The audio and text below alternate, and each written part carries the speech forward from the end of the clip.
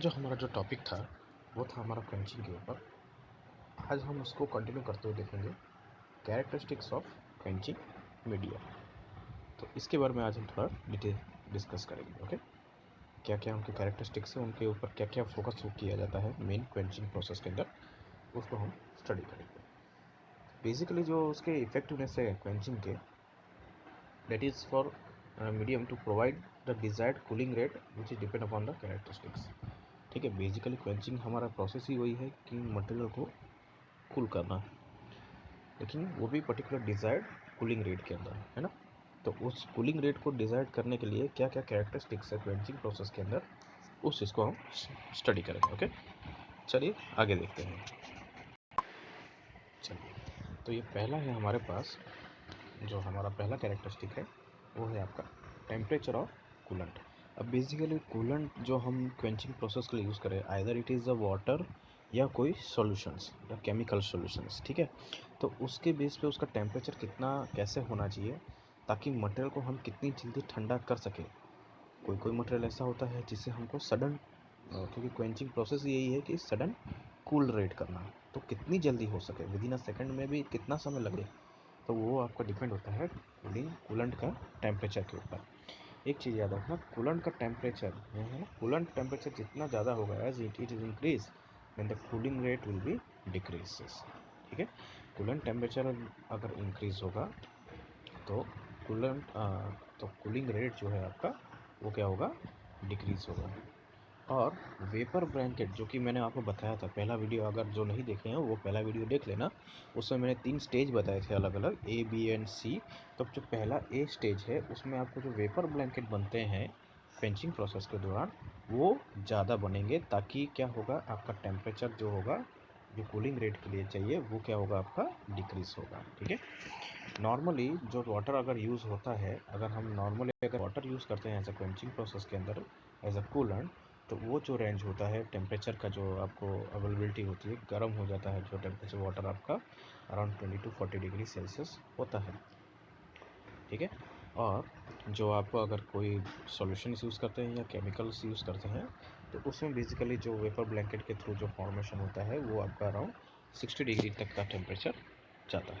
Okay, तो ये एक बेसिक कंडीशंस थी कि जो कूलेंट आप यूज़ कर रहे हैं जो आप क्वेंचिंग प्रोसेस के अंदर, उसमें आप याद रखिएगा कि कूलेंट के जो कैरेक्टरिस्टिक होंगे वो इस तरह से होंगे कि जितनी ज़्यादा उसका टेम्परेचर इंक्रीज रहेगा, जो उसका जो कूलिंग प्रोसेस उसका जितना ज़्यादा रहेगा उतना ही उसका कूलिंग रेट जो है वो क्या होगा, डिक्रीज होगा। ठीक है, तो ये थोड़ा सा इम्पोर्टेंट चीज़ था इसके अंदर। फिर इसमें डिपेंड है कि आप दूसरे अगर फैक्टर यूज़ करते हैं, जैसे ऑयल यूज़ करते हैं, कोई ब्रांड सॉल्यूशन यूज़ करते हैं, तो उसके लिए अलग अलग रेट रहेंगे और अलग अलग टेम्परेचर रहेंगे। ओके, चलिए नेक्स्ट हम मूव करते हैं नेक्स्ट पॉइंट के ऊपर। हालांकि इसमें बहुत डिटेल में दिया है तो हम उतना डिटेल नहीं डिस्कशन होगा, क्योंकि जो आपके एज अ डिप्लोमा सेक्शन के अंदर जितने हैं वही चीज़ें मैं इसमें ज़्यादातर कवर कर रहा हूँ। ठीक है, तो सेकंड है आपका बॉइलिंग पॉइंट। एक तो हमने देख लिया कि कूलेंट टेम्परेचर, नेक्स्ट आपका जो कैरेक्टरिस्टिक आएगा वो होगा बॉइलिंग पॉइंट। अब ये बॉइलिंग पॉइंट होता क्या है, देखिए बॉइलिंग पॉइंट कूलेंट का जितना कम होगा उतना ही ईजी रहेगा वाटर वेपर फॉर्म होने में, it will increase the water vapour. अब बेसिकली बॉइलिंग पॉइंट होता क्या है, देखिए कूलेंट पे जब भी कोई गर्म चीज़ अगर डाल दी जाए, सपोज वाटर है, तो वाटर पे अगर कोई हम गर्म लोहा जो अगर अब डाल दिया जाता है, तो उस लोहे की जो एनर्जी है, जो हीट है, वो ट्रांसफ़र हो जाती है आपके वाटर में, जिसको हमने बताया था कन्वेक्शन प्रोसेस के थ्रू, है ना। तो सेम वही, तो उससे अब वाटर की बॉइलिंग पॉइंट कितनी है, 100 डिग्री सेल्सियस पे। ठीक है, 100 डिग्री सेल्सियस वाटर बॉयल होता है। तो जितना अच्छा बॉइलिंग पॉइंट रहेगा, यानी कि जितना कम बॉइलिंग पॉइंट पे रहेगा उतना जल्दी आपका वेपर जो है वो फॉर्म होगा। इसके साथ साथ जो कूलिंग जो रेट है वो क्या होगी, आपकी कम होगी। ठीक है, क्योंकि लेस बॉइलिंग पॉइंट है तो कूलिंग रेट कम होगी। हाँ, इन केस आपको कूलिंग बहुत ही फास्ट करनी है तो कूलेंट्स के जो बॉइलिंग पॉइंट्स हैं वो क्या होना चाहिए, ज़्यादा होना चाहिए, हायर। ठीक है, डिपेंड है हम किस तरह के कूलिंग्स यूज़ कर रहे हैं, किस तरह के कूलेंट्स यूज़ कर रहे हैं, whether it is a water या सॉल्यूशंस या केमिकल, कुछ भी हो सकता है। तो उसके ऊपर डिपेंड है कि हम यूज़ करना चाहते हैं कि कौन सा मटेरियल हमको क्वेंचिंग के लिए यूज़ कर रहे हैं। ठीक है, अगर वो मास प्रोडक्शन में यूज़ हो रहा है तो ऑब्वियसली आपको कूलेंट का जो बॉइलिंग पॉइंट है वो क्या रखना पड़ेगा, ज़्यादा रखना पड़ेगा, ताकि वो जल्दी से जल्दी कूलिंग रेट कर सके, बेटर कूलिंग रेट वो फॉर्म हो सके। ओके, चलिए नेक्स्ट है आपका स्पेसिफिक हीट। अब specific heat of a coolant है ना, इससे पहले हम जान लेते हैं कि स्पेसिफिक हीट क्या होता है। एक्चुअली क्या ये टर्म है, बहुत बार यूज़ होता है हर चीज़ में, तो इसको जानना बहुत ज़रूरी है। तो स्पेसिफिक हीट बेसिकली होता क्या है, कुछ नहीं, बहुत सिंपल है। सपोज़ हमने 1 kg का एक मेटल का बार लिया हुआ है सपोज, ठीक है। चलिए मैं इसको थोड़ा सही से कर देता हूँ। सपोज मैंने एक बार लिया हुआ है, ओके। उस 1 kg बार को मुझे हीट करने के लिए, यानी उसका टेम्परेचर जो भी हो उसको 1 डिग्री बढ़ाने के लिए, है ना, 1 डिग्री अगर उसका टेम्परेचर बढ़ता है तो 1 डिग्री जब वो बढ़ रहा है, तो टेम्परेचर जो बढ़ रहा है, तो उसमें जो हीट मैंने इनपुट दी, जो हीट मैंने इस मेटल बार के अंदर दिया, वो कितना दिया, that is known as specific heat. किसी भी वस्तु, ये तो कूलेंट की बात हो रही है, लेकिन मैं एक जो एग्जांपल दे रहा हूँ आपको किसी वस्तु का, जैसे हाँ फिर से एक बार मैं आपको क्लियर कर देता हूँ। सपोज एक बार है, हाँ, सपोज 1 kg का वो बार है, वो 1 kg का जो बार है उसको मैं हीट प्रोवाइड कर रहा हूँ, ठीक है। हीट प्रोवाइड करने से क्या होगा, टेम्परेचर बढ़ेगा, हाँ, मेटल क्या होगा, गर्म होगा, टेम्परेचर बढ़ेगा।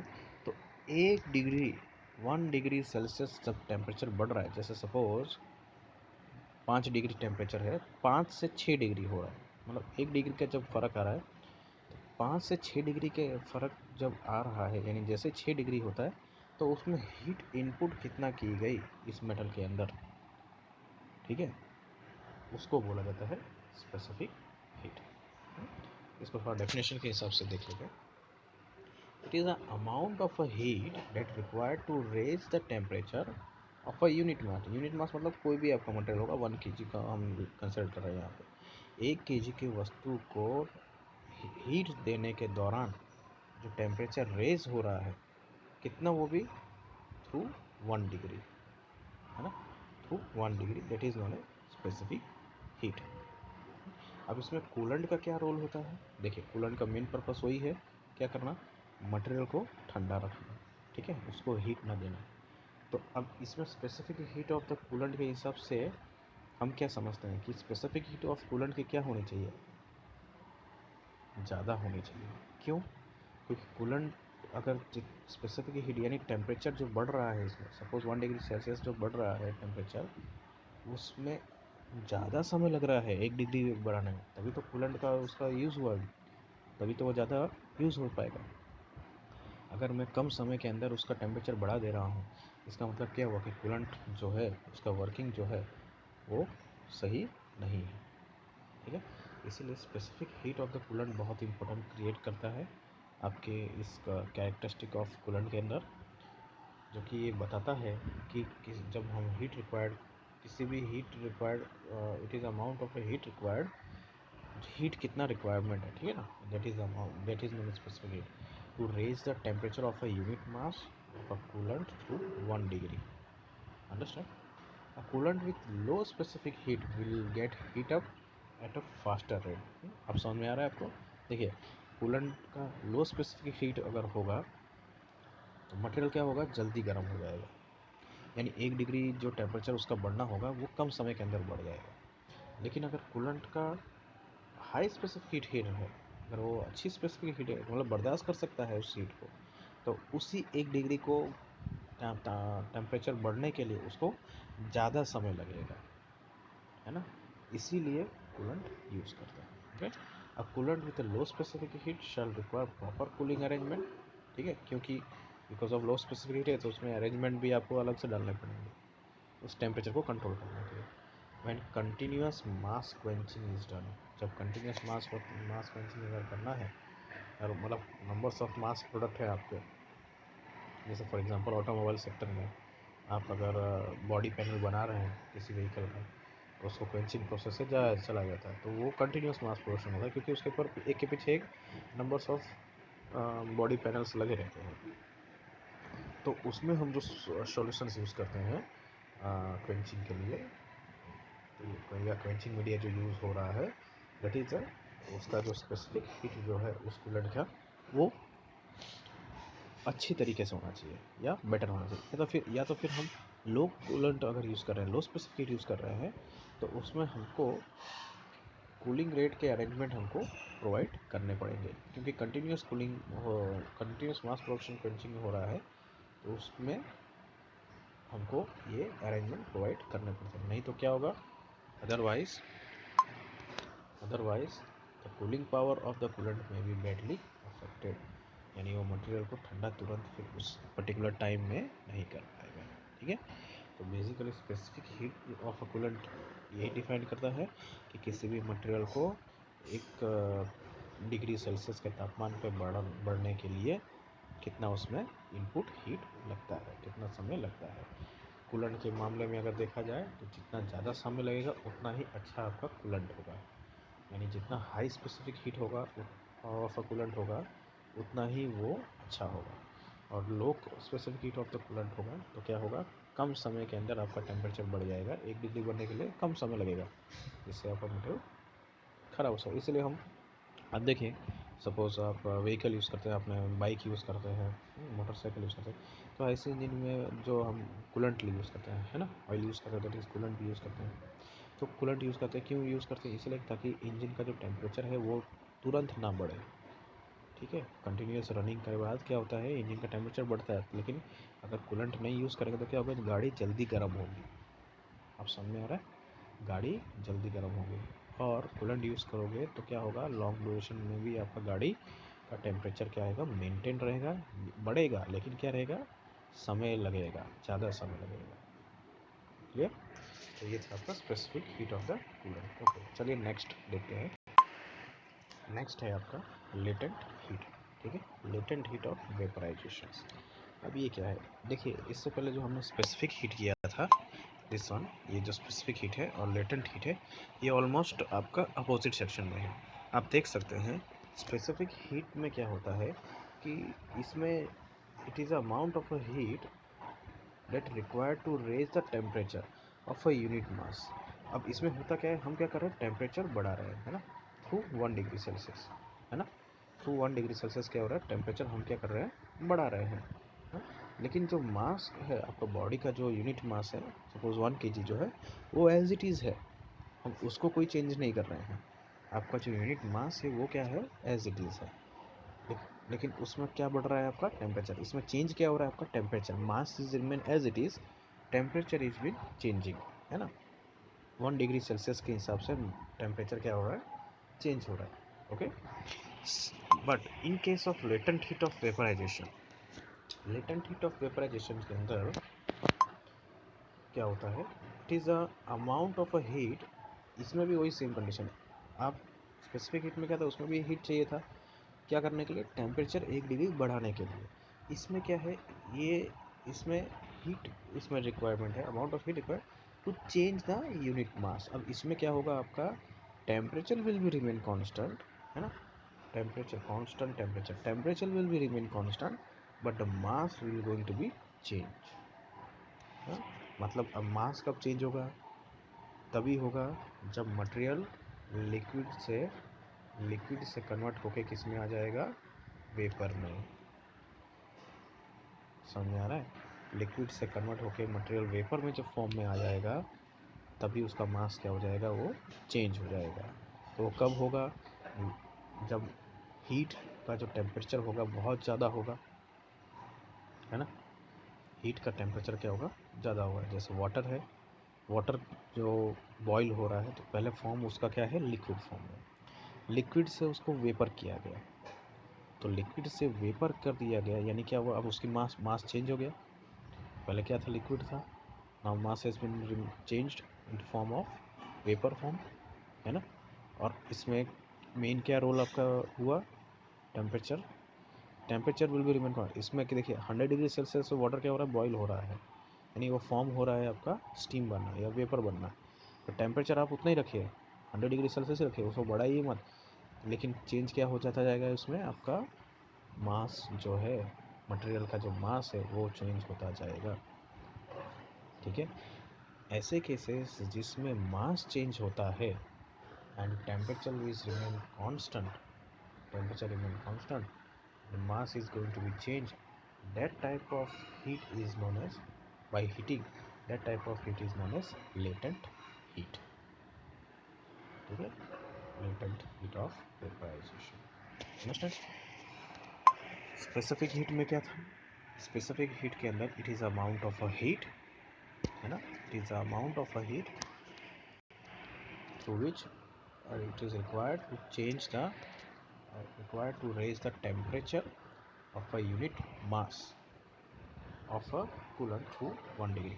1 डिग्री टेम्परेचर बढ़ाने पर उस मटेरियल के ऊपर, उस यूनिट मास के ऊपर कितना हीट हमने दिया, वो जानकारी देता है आपका स्पेसिफिक हीट।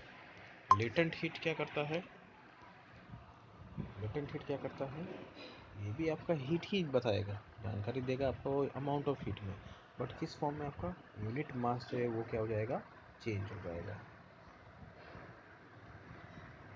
ठीक है, चेंज हो जाएगा। और कांस्टेंट क्या रहेगा आपका, टेम्परेचर। ठीक है, mass is going to be change, temperature is going constant, at that time is that type of heat is known as latent heat. अब इसमें होता क्या है, as the coolant with low latent heat, कितना कम latent heat, vaporisation has been changes into vapour easily and thus shall to promote in the stage a cooling, यानी कि जो आपका कूलिंग रेट जो है वो जितना कम रहेगा, लेटेंट हीट जितना कम रहेगा, उतना ही आपका वेपराइजेशन जो फॉर्मेशन होगा वो आपका ज़्यादा होगा।